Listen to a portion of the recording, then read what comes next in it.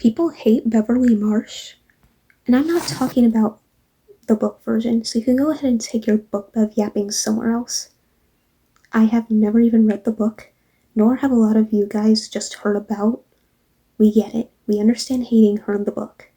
The book and the movie are separate. The movie is based on the book. The movie can't have every detail the book has. They are far different from each other. I'm here to talk about Beverly in the remake movie. Recently, my hyperfixation over the movie has been coming back, and few takes on Beverly have been driving me crazy. Also, I'm reading from a script I wrote, so that's why you're going to see me looking this way a lot. It's Chapter 1 came out when I was in 6th grade, and I always wanted to see it. I finally watched it when I was 16 and a junior in high school, and I immediately felt a bond, especially with Chapter 2, because the losers made me think of my friend group, which I also learned to identify with Beverly, and she became my favorite character. I kind of had my own little losers group. I was the only girl in it, at least until one of our girlfriends joined in. I was the quiet friend, but everyone adored me, and I always felt safe with them. The group didn't last forever because we split up before I watched Chapter 1 for some reason that I won't get into. A few of us remained friends, but we didn't all hang out together all the time. Sometimes it would just be me and one other person. I'm going to explain more of why Beverly relates to me in a lot of ways along the way of the video. Before we begin, this video will come with a trigger warning. There will be lots of mentions and depictions of emotional, verbal, physical, sexual abuse, bullying, and death. Viewer discretion is advised. So with that being said, let's get started. Beverly is a very complex character with a beautiful personality, and she isn't safe at home or at school or anywhere. The only place she ever felt safe was with the losers. She mentions to Bill that she never felt like a loser when she was with them. Being with these boys helped her with her character development and become the person she was by the end of both movies. What I think makes Beverly a strong and beautifully rewritten for the movie female character is that she still smiles through everything she's going through. And after all her traumas, she only gets stronger. And I think that is very inspiring. She is 13 years old and in the process of becoming a woman, and learning what it means to become a woman. We see throughout the movies that she is a victim of bullying, narcissistic sexual abuse, assault, and being taken advantage of by men her whole life. So because of that, she seems to be scared to become a woman, and we are about to get into more detail of that. In Chapter 2, she marries a narcissistic abusive man named Tom, who is very similar to her father, and thinks he owns Beverly. He overhears Beverly talking on the phone with Mike, and he thinks she's going to cheat on him. He doesn't seem to like her around other men like her father did. We seem to get the idea that she is also used for her body by him, and she is like his little slave toy. In the scene where she is trying to explain to Tom that her and Mike are just friends visiting each other, like she had to explain to her father that her and the boys were just friends, he describes that something happened last time with her and another man that she may have made friends with or something. This is when he starts manipulating her, calling her a liar, and making her look like the villain in the relationship. He tells her that she is going to stay there in the house, and he wants her to show him what she's going to do with Mike. Then he starts choking her, so she scratches him, and he begins beating her with a belt. He then throws her on the bed and attempts to rape her. Then she kicks him like she did with her father and smashes a picture frame into him. But it doesn't kill him like she killed her father. So she just runs away and escapes. And as she is leaving, he says, "You're nothing without me. You know that, right? Tell me I'm wrong." Which is indeed narcissist talk. So Beverly has been trapped with her emotionally and sexually abusive father through her entire childhood. We see him digging into her tampon bag and running his hand down her hair, saying things like, "Tell me you're still my little girl," and so she cuts her hair short because he liked it long. He mentions that he dug into her underwear drawers to find the poem, and he also attempts to attack her when trying to get her to tell him about the boys. We see him blame Beverly for her mother committing suicide when she was young, and he says that she did it because she was embarrassed to be her mother. This is the type of manipulation he is using called gaslighting. One of the descriptions of gaslighting is victim blaming for something that the victim had zero control over to make them look like the villain. Her father was the only love that she has ever gotten, which was an abusive relationship. That's why she continues that cycle of abuse for the next 27 years, which is a very common trauma response for abuse survivors. I don't like to say victim. It's called CPTSD, Complex Post-Traumatic Stress Disorder. It's when trauma repeats. By the end of the second film, she learns what love is really supposed to be and what it actually looks like. And not just in soulmates, but in friendship too. You aren't just an object to anybody. You are somebody that people come to for comfort and help when they need it. You protect each other and you go through hard times with each other. So with both friendships and couple relationships, you help each other with your healing process from your traumas. I have also gone through my own cycles of abuse and manipulation. While I may not have had it as bad as Beverly, I have continuously trusted the wrong people, and I would sometimes notice red flags, but I wouldn't know what to do about them or how to escape them. I was treated like an object by a friend that thought that owned me, and I've been bullied my whole life. I also know what it's like to have family issues, and I've had rumors spread about me, or people would make assumptions about me before they got to know me.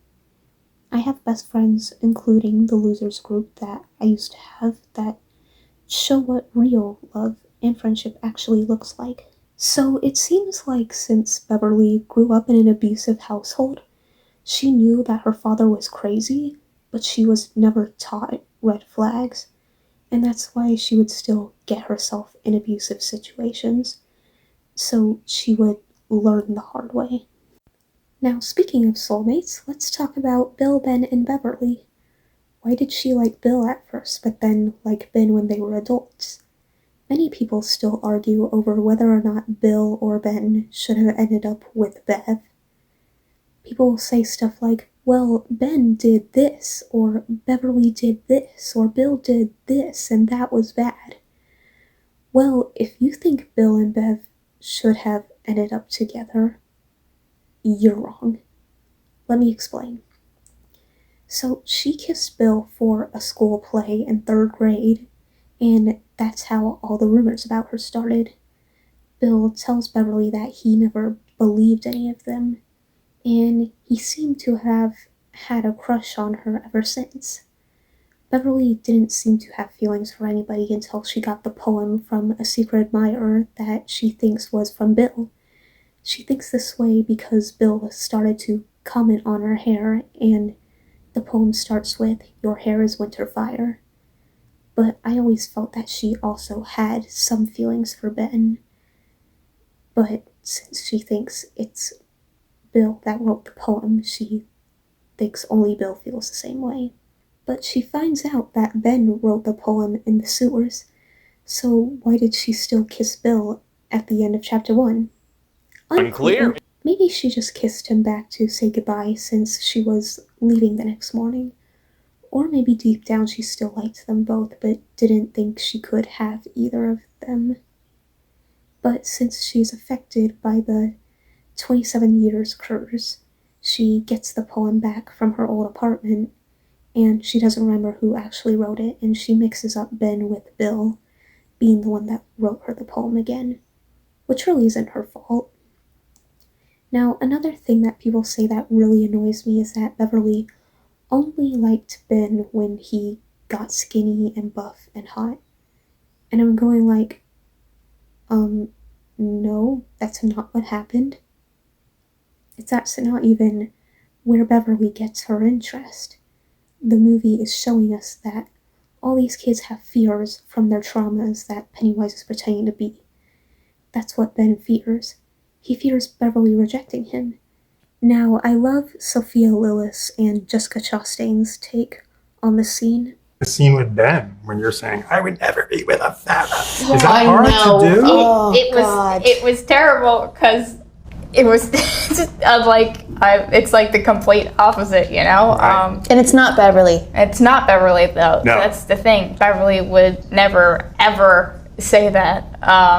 So yeah, it was a little hard, but you know, we all know it's part of the acting business, and in real life, she would never, and I would never say that. So that's the point. It's not Beverly, it's Pennywise pretending to be her, because that's what Ben is afraid of. And he knows that Beverly would never judge him that way. He's just afraid of rejection. That's what Pennywise represents, your greatest fear from your childhood traumas. This movie is trying to tell us that the opposite. Beverly doesn't think that way about anybody. In the scene where Ben is getting buried alive and Beverly is trapped in the bathroom stall with every person that put evilness upon her, she conquers her traumas by confronting her past that Pennywise is making her relive. Beverly has become a woman now, but her father is still saying, "Are you still my little girl?" And she says, "Not anymore," because she's done being treated like an object. So meanwhile, Ben is being buried alive and he's about to die. So I think this actually gives him the courage to conquer his fears that Pennywise wants him to be afraid of, and tell Beverly that he loves her and starts saying the poem. So the way I interpret it is that conquering their fears is what saved each other, and that proves to Beverly that he is the one she is meant to be with and hold on to for the rest of her life. This is what real love is, and that made her realize her feelings for Ben, along with the poem helping her out, and that she and Bill were not meant to be, because the poem is what got her to fall in love. It had nothing to do with weight or looks. She just read the poem from her secret admirer and thought, oh, somebody thinks differently about me. They have feelings for me. This is the kindest thing somebody has ever done for me. Plus, Bill is very happy for both of them. And you know, Bill is happily married to Audra, even though he cheated on her with Beverly. I do want to say, though, I don't love how people say that Ben cared more for Beverly than Bill did. I don't love that phrasing, because they all care equally for each other. I probably prefer to say Ben was the better person for her, marriage-wise, or something like that, because that's what they both needed. They indeed deserve each other. So you can stop saying that Bev played Bill, because whenever I read comments like that, I'm like, what? Now let's move on to the thing that Beverly is unfairly villainized for: killing Eddie. Of all of the things in the world that have never happened, that has never happened the most. That is the most didn't happen shit of all time. So if you're in 2025 and still blame Beverly for Eddie and Stanley's deaths, you are going to get educated right here. So as we know, Beverly is the only one who has seen the deadlights. It made her see everyone as adults in the future, and people very commonly misunderstood the scene. People like to say that Beverly knew that they were all going to die in 27 years and just didn't tell anybody to backstab them. People believe Beverly knew that Eddie was going to get impaled, so she let him walk into a trap. So that's why people think Beverly didn't care about her friends, when that is not even remotely close to what happened, because she definitely does. So clearly we didn't watch the same movie, Because in the movie I watched, Beverly was worried for her friends the entire time. She is upset and terrified when she sees Stanley's name on the fortune cookie paper because the week they were all going back to Derry, she had nightmares of them all dying, but thought they were just nightmares. She didn't see Eddie get impaled in the sewers, and by the way, Mike even clarifies this.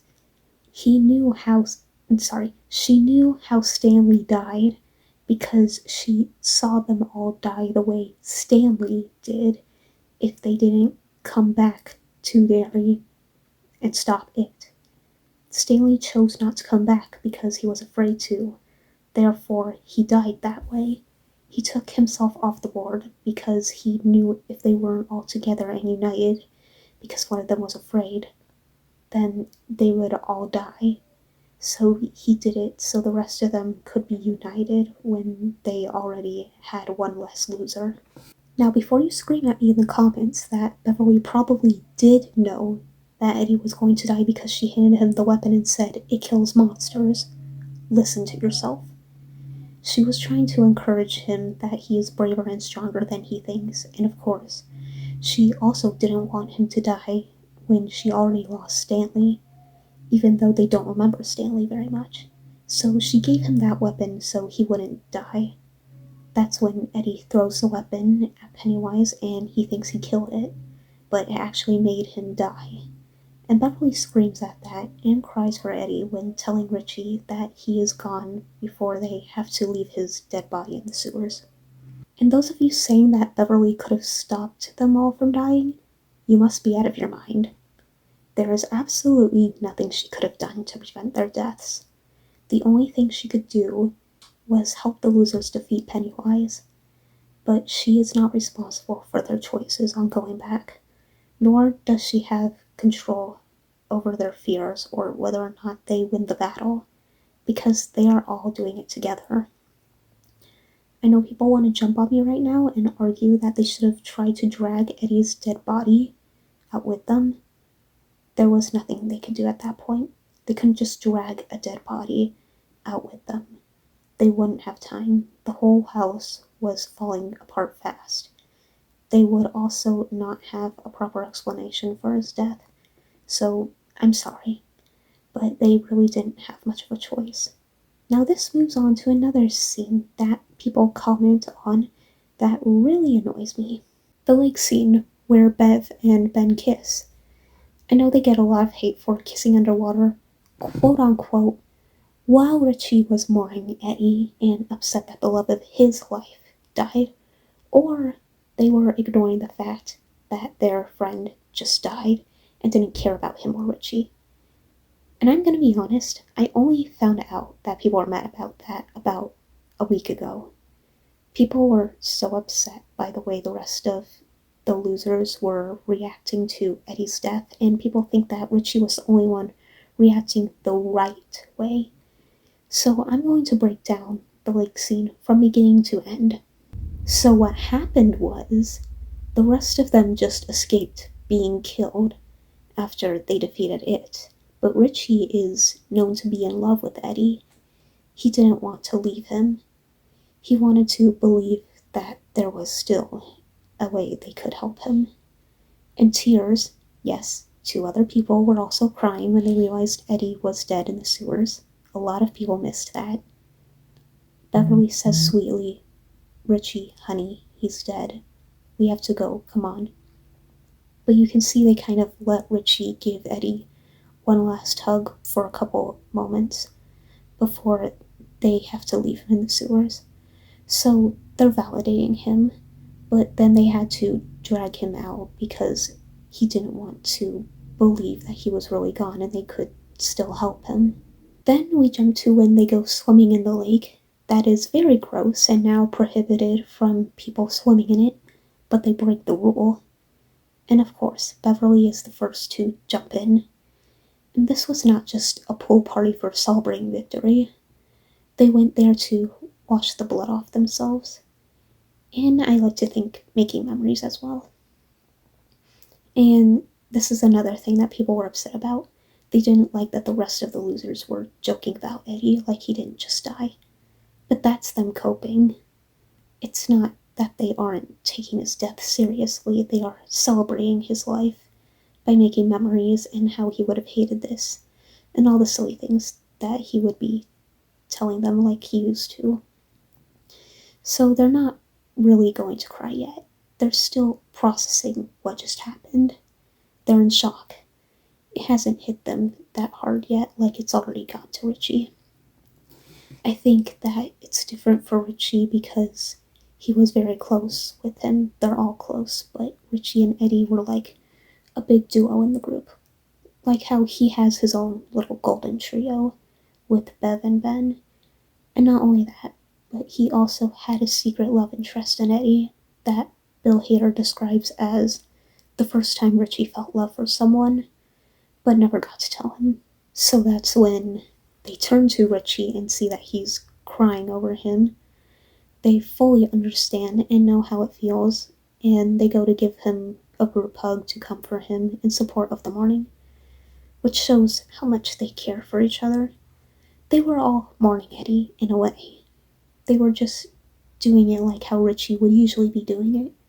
They were trying to keep it light for the moment since they were all in denial, but they were never trying to dismiss Richie's feelings. It was just hard for them because they didn't really seem to know how to cope with the goofball of the group being heartbroken. The one who would usually be the one making everyone laugh and smile after a hard time. So they're not actually happy that Eddie died. That's not what it is at all. They are just as sad as Richie. They are just starting their grieving process differently. There is no right way to react when grieving. Also, for your information, if you look close, Bill was starting to cry too.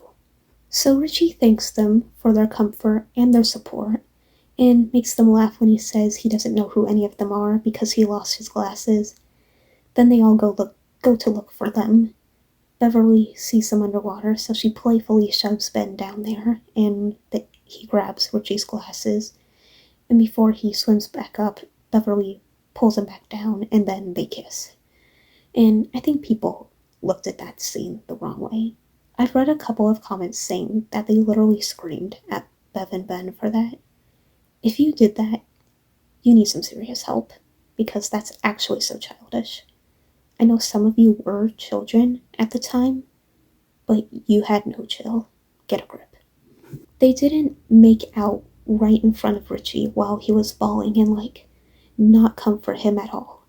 They comforted him first and showed care for Eddie, then they had their own comfort and bonding for each other. Just not in front of Richie, of course, because they didn't want to make him feel worse. Plus, Richie wouldn't be able to see any of it without his glasses. Them kissing each other privately underwater was them also thanking each other for always being there for everything.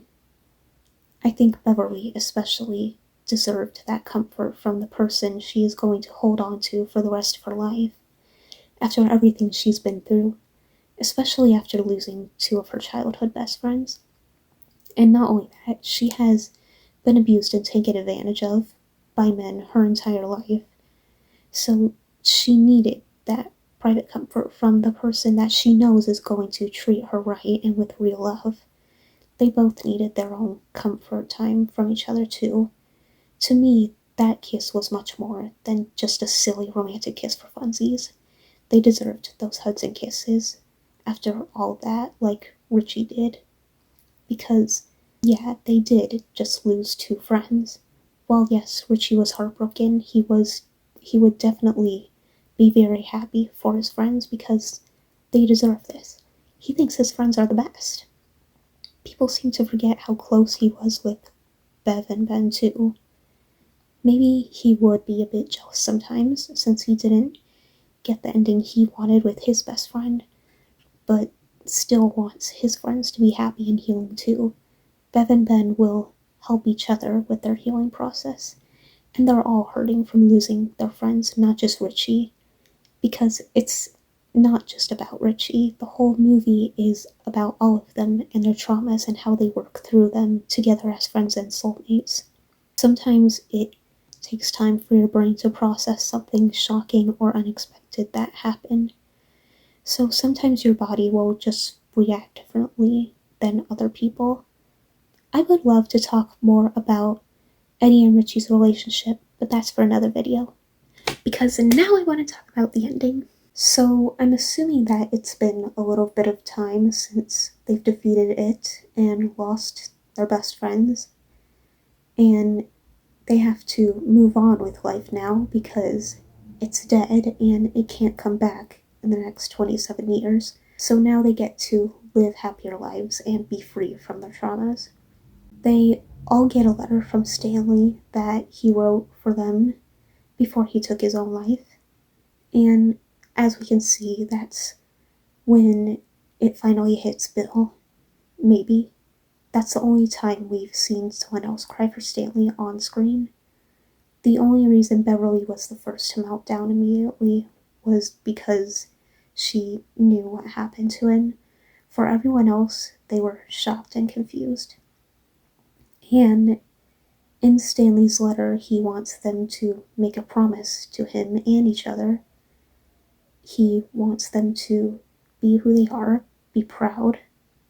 If they find somebody worth holding on to, they should never let them go, even if they aren't there physically anymore. So whether that's physically or mentally, be true, be brave, stand, believe, and don't ever forget we're losers and we always will be. So now they have to think through what's next for us. How do we work through and cope with this situation? How do we heal ourselves and each other? So they use a book quote from Eddie's perspective that Bill is now writing in his new book that he swears will have a good ending this time, which was a joke they used in the movie that went on about Stephen King's books and that he always had sucky endings as like an Easter egg, I guess. They even had him as a cameo where he played along with the joke. So Bill is healing by telling their story through a new book. Mike finally moves to Florida. We see Richie recarving the E next to the R for him and Eddie. So like he's keeping him in a special place in his heart, like they all will for him and Stanley both. And now back to Beverly. She and Ben are going to be together from now on. She tells Ben that she slept great and had a beautiful dream. Now that it is dead, she doesn't have the nightmares anymore. We see her finally happy and smiling, but also just relaxing in peace. With Ben, she feels like she is free from all her traumas of the men she encountered during her abuse cycle, and that she has someone to bond with, always, when she is having a hard time. Someone who actually loves her for her. Someone to heal with and help heal. Taking inspiration from Stanley's letter about not being afraid of what comes next. When you have someone who truly loves you, including friends, to hold on to, dead or alive, because to her and everyone else, no one is as brave as Stanley, even if he didn't think so. Finally, let's quickly discuss not liking fictional characters. It's okay to not like a fictional character. There is always going to be someone out there who doesn't like a livable character, even if it's for a stupid reason. It's just stupid to me, you know? Because I don't hate on characters for stupid reasons. So just know that I'm not going to agree with you.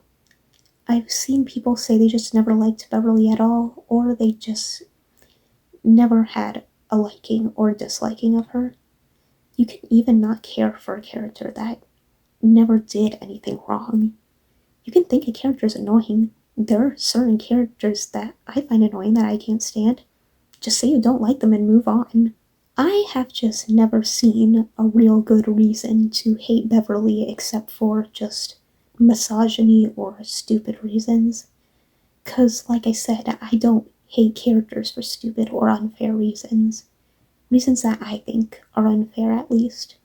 To me, Beverly is a very strong, beautiful, and complex female character. I feel like the losers are part of the reason she is the person she is today. I feel like they saved her.